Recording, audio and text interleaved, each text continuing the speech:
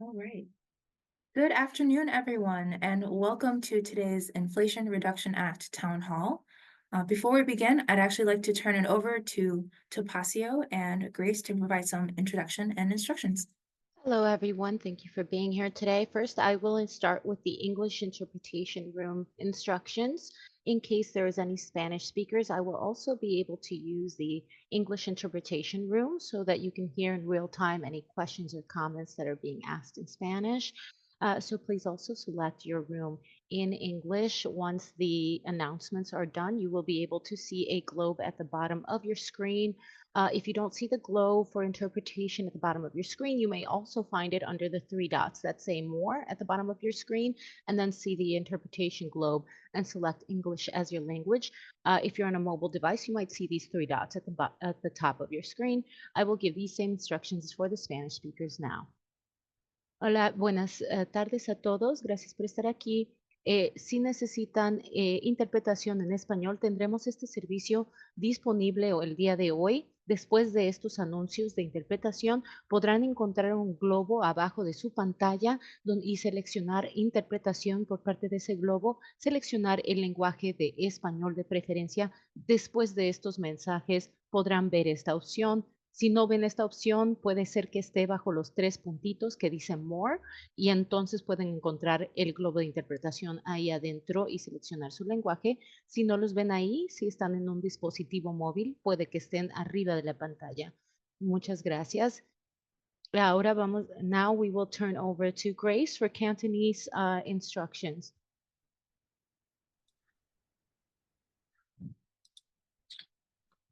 大家好，我今日會同你哋做廣東話嘅翻譯。如果你需要廣東話翻譯，請喺按呢個地球，然後選擇廣東話。如果係Cantonese，如果係你係喺睇唔到呢個地球咧，可以喺呢三點嗰度點擊三點，然之後可以會見到呢個地球，亦都可以選擇廣東話嘅翻譯。咁如果你係喺手機上要揾到呢三點，亦都係點呢三點，亦可以揾到廣東話嘅翻譯。多謝，我將時間交翻俾主持。I'm going to turn it back to Angela. Thank you, everyone, again for joining our Inflation Reduction Act Town Hall. My name is Angela Hsu, and I am the Municipal Engagement Manager with the Illinois Environmental Council. Thank you so much to our amazing co-hosts, the Office of Senator Tammy Duckworth, Representative Theresa Mah, Commissioner Alma Anaya, 7 Generations Ahead, and Coalition for a Better Chinese American Community. And thank you to our speaker, Jack Ailey from Ailey Solar. So before we begin, I do want to go over some housekeeping. Attendees are automatically muted upon entry to the webinar. We will have a moderated question and answer session following the presentations. And if you have any questions, please feel free to type it into the chat. The recording will be shared with you. And so now I'd like to share some information about the Illinois Environmental Council. We are a nonprofit and we were founded in 1975. We work to safeguard Illinois, our people, plants, and animals, and the natural systems on which all life depends by building power for people and the environment. We advocate for over 150 different environmental organizations operating in the state, and we carry out our mission to advance equitable public policies to create healthy environments across Illinois through collaboration, building power, and advocacy.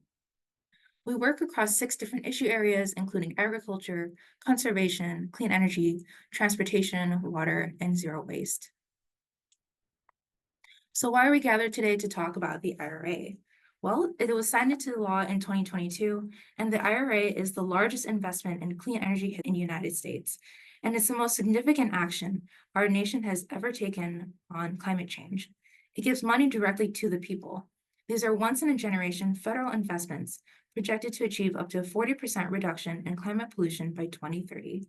We're already seeing the positive impacts of climate-friendly projects across the country, creating hundreds of thousands of good, clean energy jobs. Now, we cannot talk about the IRA without first talking about CEJA, the 2021 Climate and Equitable Jobs Act. It is the most equitable clean energy jobs bill of its kind in the nation, and we'll learn how CEJA laid the groundwork to make federal funding opportunities possible in Illinois. We're going to talk about some of the programs today. This is definitely not comprehensive, but it's just an example of what is available under the IRA. So for example, we have the Greenhouse Gas Reduction Fund, We have the Climate Pollution Reduction Grant, which my colleague Nate from Senator Duckworth's office will be talking about today. And we also have environmental and climate justice programs that are very important, including the Justice 40 initiative. And separate from those, we have different tax credits, reductions, and rebates, as well as direct pay. So starting with the Greenhouse Gas Reduction Fund, it's a US EPA $27 billion program that provides financing to reduce greenhouse gas emissions for communities. These can be used to create state or city green banks, which are important sources of low-cost capital for emerging clean tech sectors in a state. Under CEJA, the Green Bank in Illinois was created, and the Illinois Finance Authority was established to allow Illinois to apply for IRA programs. So within the GGRF is the $14 billion National Clean Investment Fund competition. And the IFA was selected as a sub-awardee, winning $5 billion. And so in that program, Illinois was awarded $156 million to deliver residential solar, lowering energy costs, advancing environmental justice. So this actually is from the US EPA Solar for All program, and it goes and it expands the Illinois Solar for All and the Illinois Shines programs as well. And I won't talk too much about this because we'll learn much more from Nate's presentation, but the Climate Pollution Reduction Grant is such a huge program, also under the US EPA, helping states, local governments, and metropolitan statistical areas implement policies and projects to facilitate climate pollution reduction. And really exciting news in July in Illinois, we were awarded $430 million across various sectors, including power, transportation, workforce, and more for community-driven solutions to cut down climate pollution across the state. Next, we have environmental and climate justice programs. So this is an incredible initiative under the IRA to assist and benefit underserved and overburdened communities. Congress appropriated $2.8 billion of financial assistance and $200 million for technical assistance. As you can see on the right, the EPA created the IRA Disadvantaged Communities Maps to assist potential applicants. And the Community Change Grants are one such program. It's $2 billion in IRA funding for climate justice activities to benefit these communities. Additionally, the US EPA selected 16 locations for the Environmental Justice Thriving Communities Technical Assistance Centers. That's a mouthful, so we shorten that to the EJ TICTACs. And they receive millions of dollars to help these communities across the country. So let's say you are interested in applying to a grant and you need capacity to write this grant, or you're interested in finding a community-based organization to partner with. These are the EJ TICTACs that you can actually approach and find that help. And so in Illinois, for example, we have the Great Lakes TICTAC as well as Blacks and Green. Now, there are several tax credits under the IRA. The Clean Electricity Investment Tax Credit, which provides money back for investment in facilities that generate clean electricity. And then on top of that, we have bonus credits added on. They're often called adders. So you could get a low-income communities bonus credit program or the domestic content bonus credit, which we'll hear more from Jack Ailey. And these will actually increase the investment tax credit or production tax credit. Next, municipalities and other applicable entities are eligible for direct pay, which makes clean energy investments easier. So government entities, for the very first time, can directly receive a payment equal to the full value of tax credits for building qualifying clean energy projects. So this is huge. You can go and do a pre-filing registration process on the IRS website, and then you can claim and receive an elective payment by making an election on your annual tax return. So if you make the investment, you do get the money, and the funds are not competitive. It's also not capped, which means that you can keep claiming credits annually. And again, the benefit is that the funds are received directly from the IRS. And so you can apply for 12 of the IRA's different tax credits, including those investment tax credits we just talked about. There are several benefits available for Illinois homeowners and renters. There's the home efficiency, electrification, and appliance rebates. They lower the cost of purchasing environmentally friendly appliances or home upgrades.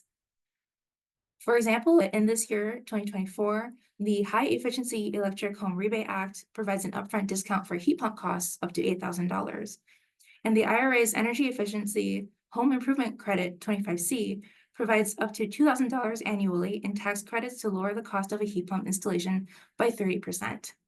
And Illinois expects to see the rollout of the Home Energy Rebates program from the Illinois EPA next year. Benefits are available to local governments, nonprofits, and individuals who recently purchased electric vehicles or are looking to electrify their fleets. And these are some of those programs. So for example, let's say you purchased an American-made electric vehicle, whether new or used in 2023, you can get up to a $7,500 tax credit back. And thank you for listening to my presentation, and you're more than welcome to reach out anytime if you have questions.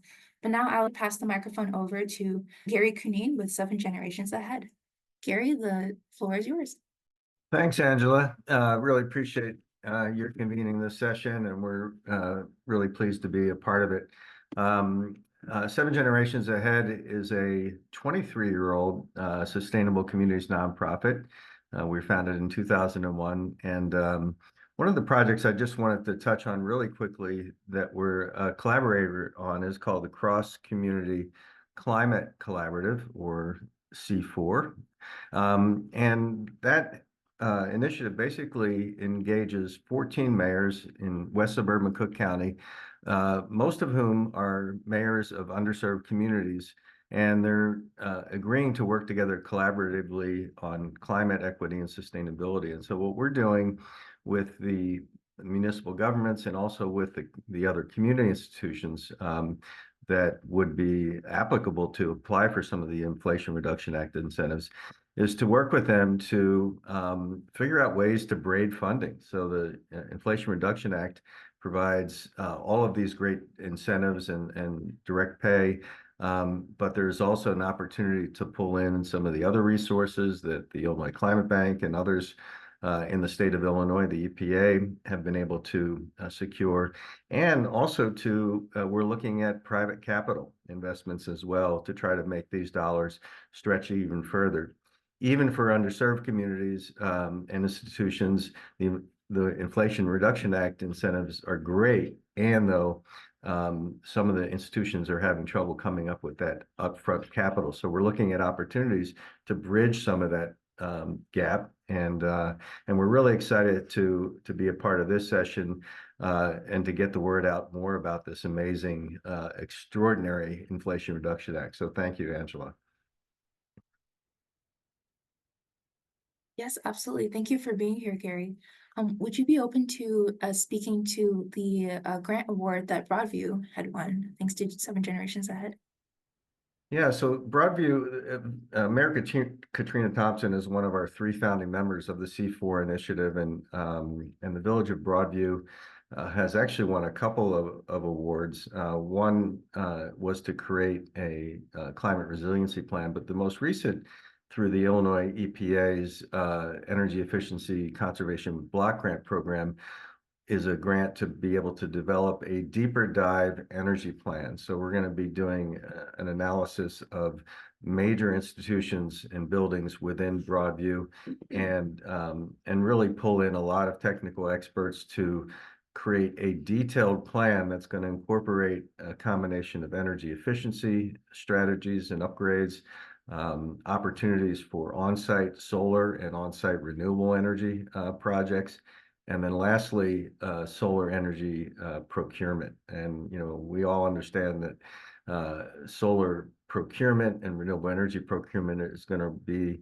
a large part of the puzzle in terms of meeting the greenhouse gas reduction goals that everybody is aware of through the Intergovernmental Panel on Climate Change, advocating for 45% emissions reductions by 2030 from 2010 levels. And so that's going to be a significant project. We've also received some funding through the U.S. Conference of Mayors to support Broadview's efforts, and Broadview and the Village of Oak Park and the Village of River Forest have been recognized for that. So so we're continuing to push forward, trying to get more of these federal and state resources into the hands of communities that have been historically underserved, and we're really excited about these opportunities. That is really great. Thank you so much for sharing that. And that's just a really exciting initiative. And just to add on, the Energy Efficiency Conservation Block Grant under the Bipartisan Infrastructure Law, that is available through both the US DOE and the Illinois EPA. The US DOE has a formula funding grant, and the Illinois EPA just announced a new round of funding for their competitive grant. So that is all available to you all. But thank you very much, Gary. I'll now pass the microphone over to Representative Theresa Mah. Representative, the floor is yours. Thank you. I'm State Representative Theresa Mah. I'm really pleased to be one of the co-sponsors of this webinar. I've been a strong advocate on many environmental issues during my 4 terms in the Illinois General Assembly.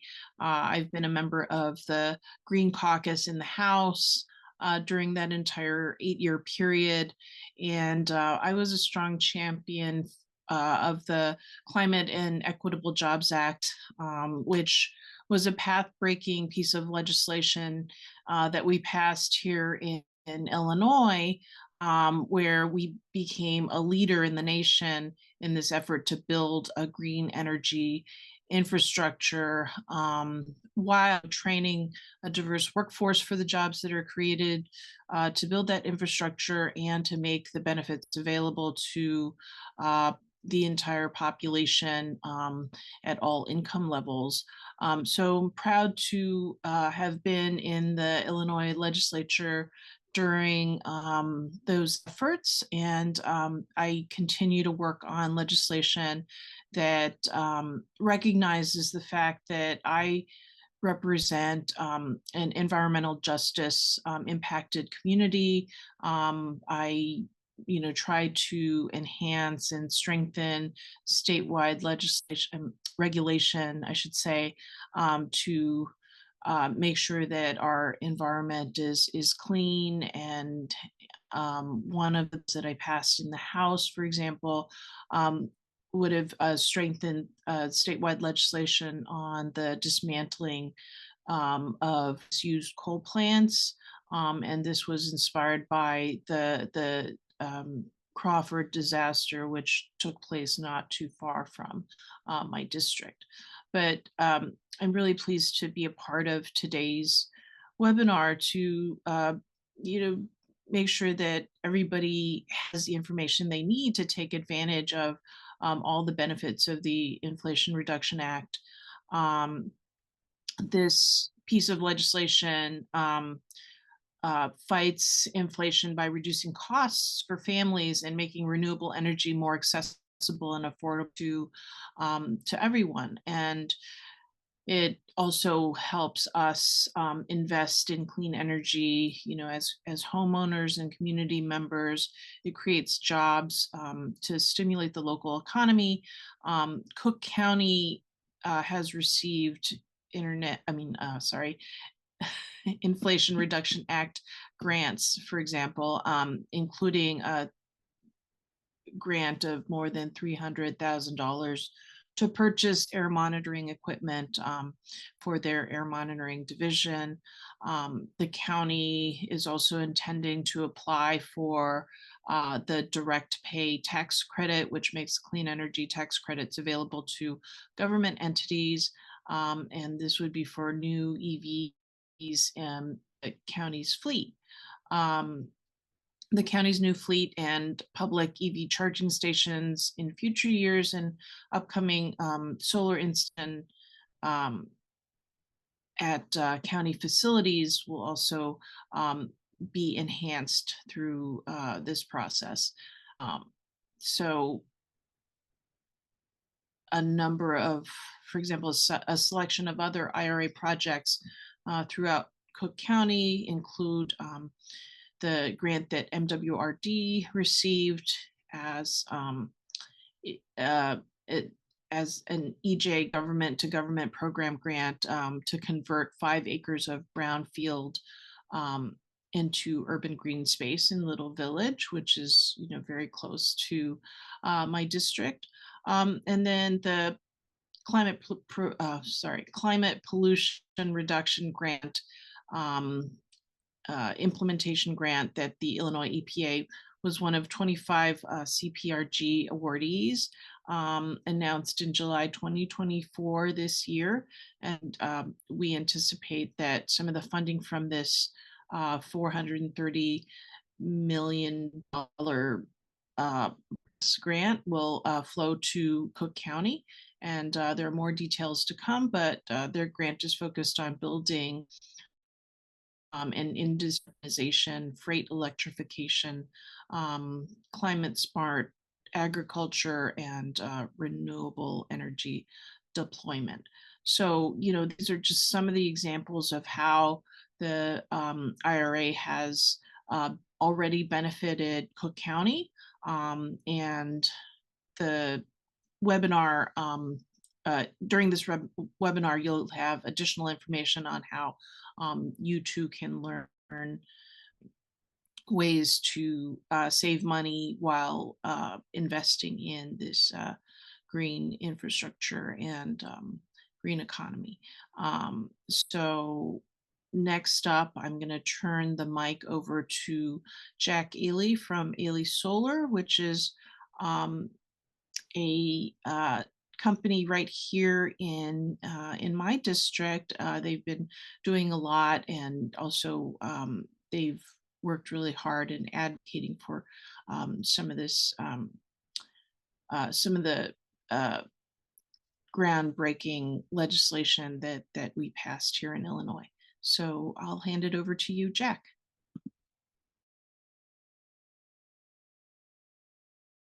So there we are. Thank you, Representative Mah. And yeah, I'm a founder of a solar installation company. We've been installing solar in the Chicago area since 2012. We would like to, I would like to mention basically three things important about the Inflation Reduction Act as far as the solar industry is concerned. The biggest thing is what has been mentioned previously, which is a national program. It's called the Investment Tax Credit. Anyone, either company or individual who installs solar, you get a reduction in your federal income tax for the year that the solar is installed of 30% of the cost of the system. If the system, anyway, 30% of the cost of the system directly comes off of the income tax that you have to pay for that year. And if you don't need all of that credit for 1 year, you can carry the balance over to another year. This reduces the cost of the solar by that 30%. And of course, Illinois, as has been mentioned under this Clean Energy Jobs Act, CEJA, there is additional state benefits which can also reduce the cost of the system by another 25-30%. So Illinois has a big boom in solar installation because of these incentives. There are lots of companies doing solar in Illinois. We are one of them, and we do claim to have been around for longer than most of the other companies that are doing this. But this has been a big boost. Previous to the passage of the IRA, that there had been this investment tax credit. It had been reduced from 30% down to 26% and was scheduled to go down to 22% in the next year. But the investment tax credit boosted that back up to the 30%, which is very helpful. The biggest, installing solar requires an upfront investment of a substantial amount of money in most cases. You are buying your electricity for the next 25 years. It certainly pays you back, but way before the system is no longer working. The systems are supposed will last you a good 25 years or more, and you will receive a credit that in many cases, customers in 5 to 7 years have saved back all of the money that they put into the solar installation, and they have a decade or more of energy that's already been paid for. So the 30% investment tax credit is a very very significant push for solar energy. It applies to the whole country. It's available everywhere in the US.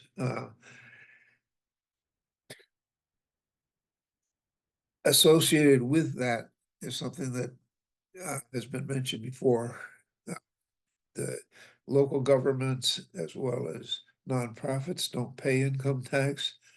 So previously, in order to get that benefit, there was some complicated maneuvers that people had to go through, basically to transfer this benefit to some profit-making organization that would then get that 30% benefit. But now this 30% benefit is actually available as a cash grant, cash payment to the federal governments and certain nonprofits. So that's a second big benefit of the investment tax, the IRA, the Inflation Reduction Act. Another benefit is the stimulus that is provided for production of all of the various components of solar systems in the US. Manufacturing the solar panels, PV modules, producing the electronic equipment that converts the DC from the solar panels to AC to feed into the grid. All of these, there are many plants being established all across the country to produce these components here in the US. A lot of the boom in solar was caused by China deciding to subsidize solar production, and they make much. They have dominated the market on the solar panels, the PV modules, but it doesn't really make sense to ship these modules across the Pacific Ocean to the US when they can be made here. And there are a number of plants operating already in the US and more planned to produce these PV modules here. There is an incentive for people to install these because you get an added 10% onto that 30% tax reduction. If your solar installation, this is only for commercial and larger systems, but for any larger systems, using US components can give you another 10% boost to that 30%. So I'm always glad to see more of these components being manufactured in the US. I consider that an important benefit. So the investment tax credit, the pass through the ability of nonprofits and local governments to get the this 30% as a cash bonus, and the fact that it is stimulating the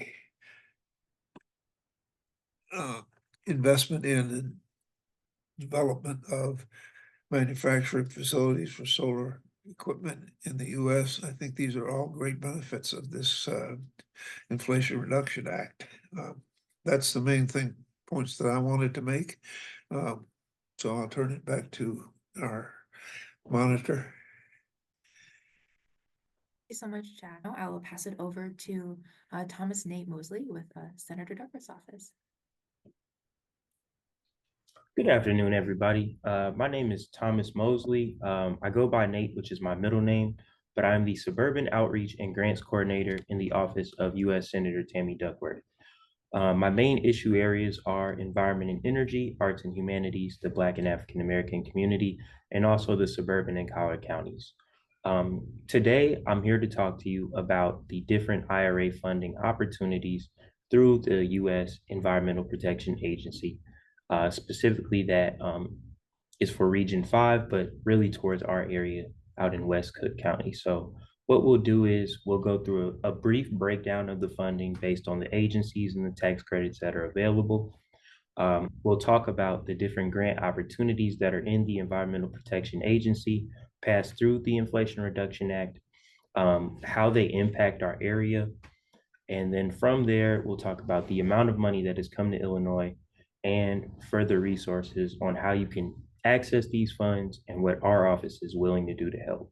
So without further ado, let's go ahead and jump right into it. These are the AIR programs funded through the Inflation Reduction Act. Now, as you can see, a majority of the money is for tax credits. As my colleague John was stating, there are two different types of tax credits. The first one, which he talked about, was the investment tax credit, which is a dollar-for-dollar reduction in the amount of income tax you would otherwise owe for your investment into clean energy. For example, like my colleague John, if you were to purchase solar panels, you would get a tax credit for that. You would also get a tax credit that would be able to fund the cost to install the solar panels as well. Or if there was any other thing that, like say a geothermal heat pump that you installed into your home, that would be available for a tax credit too. The second one that I want to talk about is the production tax credit. Now that is a credit for electricity generated by solar and other qualifying technology for the first 10 years that you own it. After 10 years, they'd really like for you to replace it because it becomes less efficient over time. And it would be really great if you could like reinvest basically into clean energy rather than having an old piece of equipment that doesn't really do much. But then from there, you can see that the other funding, the EPA has a majority of the funds. That'll be basically a few of the grants that we talk about. You have the other agencies that are focused on other things. The USDA is mainly focused on green agricultural practices, building out rural communities, and expanding the use of renewable fuels. The Department of Energy is focused on tax credits, mainly with wind electricity expansion and electricity transmission lines. We want to expand that and expand the grid as much as possible so that the grid is able to handle all these different types of technology and electricity that's going as we transition into electrifying fleets, charging stations, etc. And the other agencies, the Department of the Interior is focused on addressing drought. You'd find that in areas more like in Colorado or California, for example, the Colorado River is drying up and they're doing everything they can to ensure that that doesn't happen. The Department of Transportation mainly is focused on converting most areas like metropolitan areas with public transportation to zero emission vehicles, but also building out the charging infrastructure for those large vehicles as well. The Department of Commerce is focused on economic development, being able to make clean energy jobs and help the economy in specific areas thrive, especially disadvantaged communities, which the EPA has kind of like a complementing grant for that as well. The U.S. Postal Service with electric postal trucks, they're converting their fleet. And then Housing and Urban Development is focused on renewable materials and renewable energy, installing renewable energy into the new era of like housing and urban development. Next slide, please.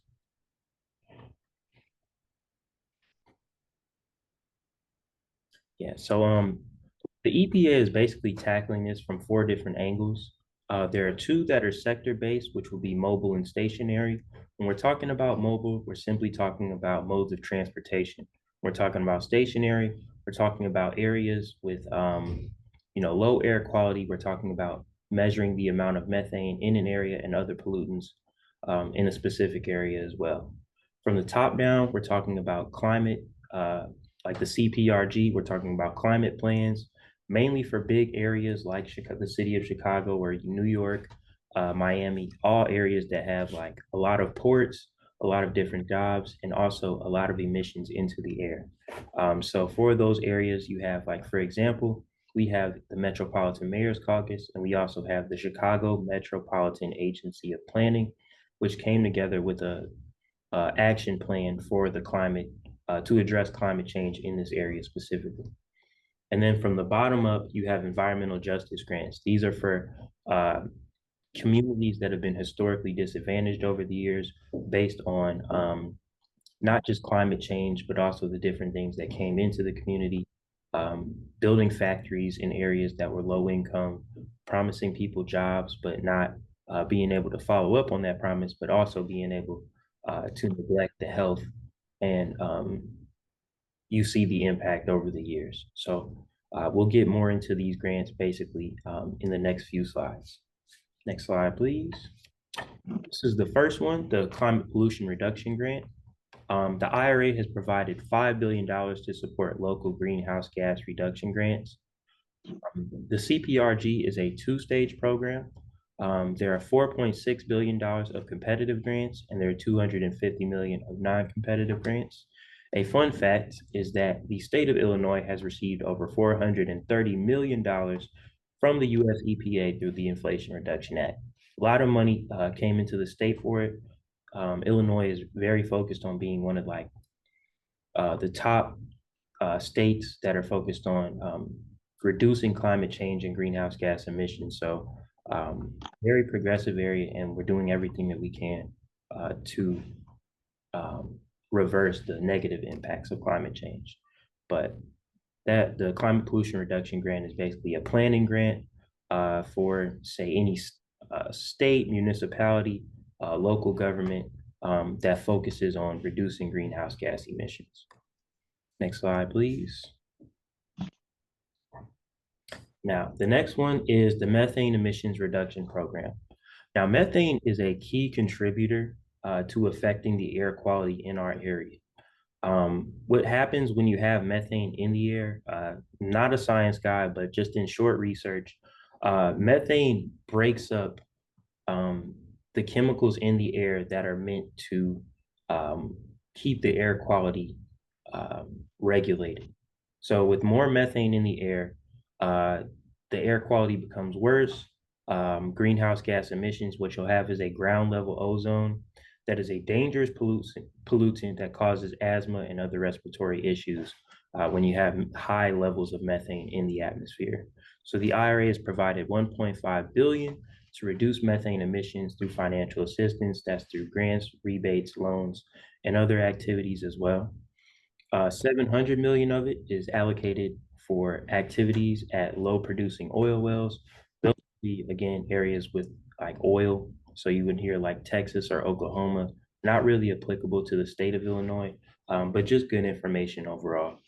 But the use of funds can include preparing and submitting greenhouse gas reports, monitoring methane emissions, and reducing methane and other greenhouse gas emissions. And the monitoring programs that they have, the first one that you see on the right with the CH4 in the cloud, that is just the methane monitoring, measuring the amount of methane that is in a specific area. You have the wood heaters, which is that wood heater icon. Wood heaters produce a lot of methane and a lot of other CO2 and other pollutants into the area. And that greatly affects the community in terms of asthma and other respiratory issues. So by monitoring that, you'll be able to see how much is going into the air and how exactly to address it in a short span of time. The air quality index, which is the one in the middle, that's just to monitor the air quality. If you guys remember, maybe about a year or two ago, there were wildfires up north in Canada that greatly affected the air quality in the United States.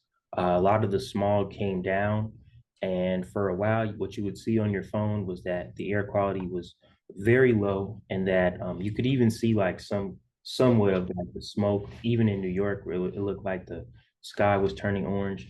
But when that happens, people who are very susceptible, people who have asthma and respiratory issues are very susceptible to, getting sick or potentially like passing out.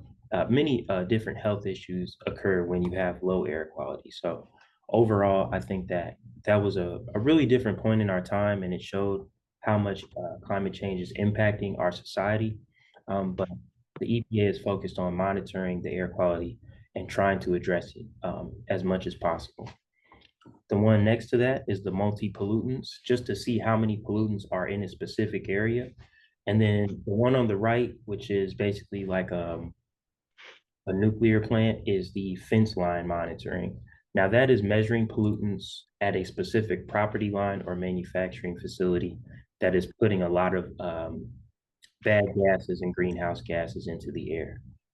Over time, you'll see that specific areas like Calumet are affected from those different emissions that go into the air that people breathe on a daily basis. It lowers the amount of, or the life expectancy in that area, and it increases the amount of health issues in that area. So overall, the methane emissions reduction program is focused on doing everything it can to clean up the air in specific areas that have been affected. Next slide, please. Thank you so much. The transportation programs. Mainly, the two programs that I'm going to talk about are the Clean Heavy Duty Vehicles program and the Clean Ports program.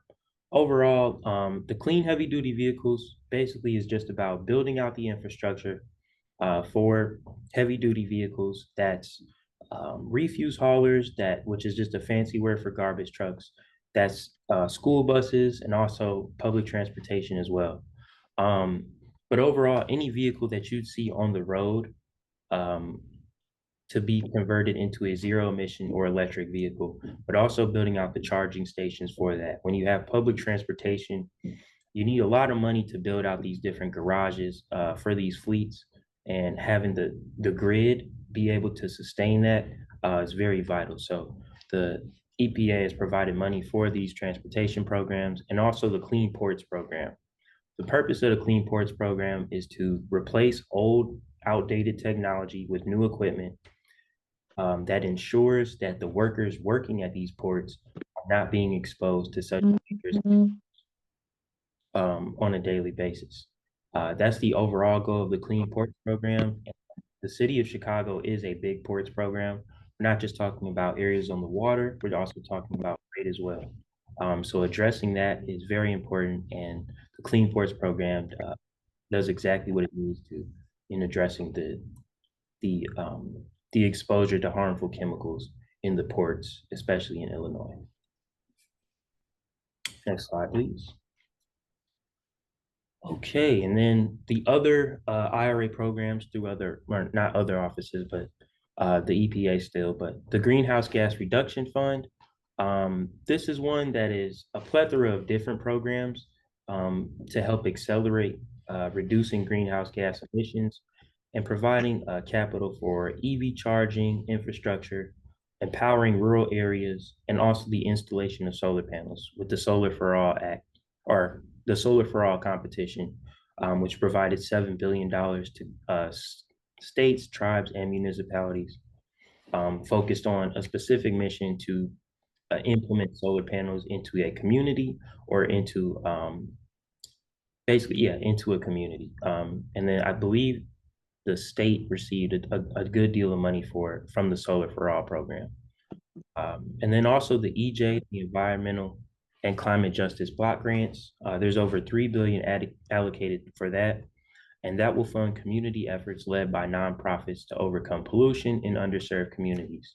Areas that I talked about before, like Calumet, there's an area up north called Waukegan, Illinois, that has suffered greatly from pollution, having a decommissioned power plant there over the years. The city of Calumet is still suffering, and we're thankful for organizations like the Southeast Environmental Task Force. But overall, I think that this Environmental and Climate Justice Block Grant is more of an on-the-ground grant for nonprofits that have a mission and have a purpose overall to reduce greenhouse gas emissions. And that's whether that's cleaning up an area or like the perfect example is the Metropolitan Water Reclamation District received the EJ Block grant for a brownfield restoration project in Little Village. That's specifically impacting Little Village, which is also an EJ community. The VEJO is a great organization out there that is doing amazing work. But overall, a brownfield, for explanation, a brownfield is an area that is very, it's a health hazard basically in a community. So to be able to use it as a restoration project for that community is very impactful and can change a lot of lives in that area.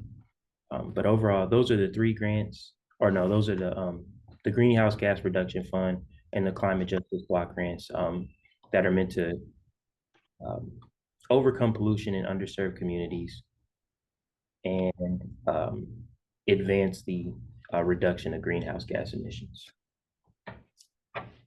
So as you can see, the federal assistance awarded to Illinois is very high. There's over $1 billion awarded to combat climate change, and there's more on the way.